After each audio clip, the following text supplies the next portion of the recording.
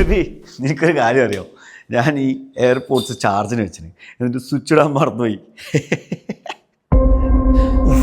Fake smile, ഇവളുടെ മുഖത്ത് ചിരിയുണ്ട്, പക്ഷെ കള്ളച്ചിരിയാണ്, എന്തോ പ്രശ്നമുണ്ട്. ഇനി എല്ലാം ഒന്ന് റിമൈൻഡ് അടിച്ച് നോക്കണം. ഇത് ഇന്നത്തെ കാര്യമാവാനാ ചാൻസ്. നമ്മൾ ക്ലിനിക്കിൽ ഇരുന്ന് സംസാരിക്കുന്നുണ്ടായിരുന്നു, എൻ്റെ കോൺസെൻട്രേഷൻ അവളുടെ ടോപ്പിക്കിലായിരുന്നില്ല. ഞാൻ വേറെ സ്ഥലത്ത് നോക്കുന്നുണ്ടായിരുന്നു, അത് അവൾ ഇഗ്നോർ ആക്കി. അവളുടെ മൂഡ് ഓക്കെ ആയി, അപ്പോൾ അവിടെ സേഫ്. എനിക്ക് തോന്നുന്നു നമ്മൾ പാർക്കിൽ പോയപ്പോൾ ആയിരിക്കുമായിരുന്നു അവളെ എനിക്ക് ഗിഫ്റ്റ് തന്നിട്ടുണ്ടായിരുന്നു. അപ്പോൾ എൻ്റെ എക്സൈറ്റ്മെൻറ്റ് അവൾ വിചാരിക്കുന്നതിനേക്കാൾ കൂടുതൽ കാണിച്ചു. അപ്പോൾ അവൾ ചിരിക്കുന്നുണ്ടായിരുന്നു, അപ്പോൾ അവിടെ സേഫ്.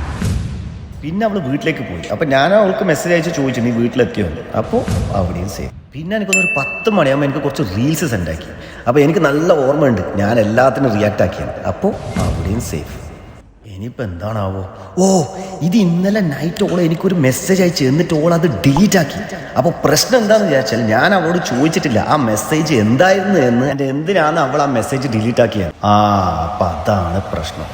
ഓക്കെ ഫെബി, പിന്നില്ലേ നീ ഇന്നലെ എനിക്കൊരു മെസ്സേജ് അയച്ചിട്ടില്ലേ, അതെന്താ നീ ഡിലീറ്റ് ആക്കിയത്?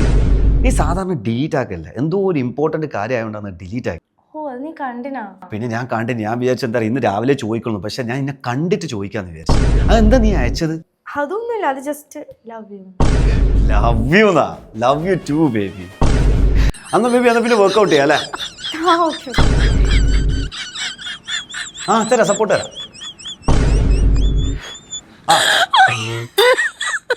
Oh my God.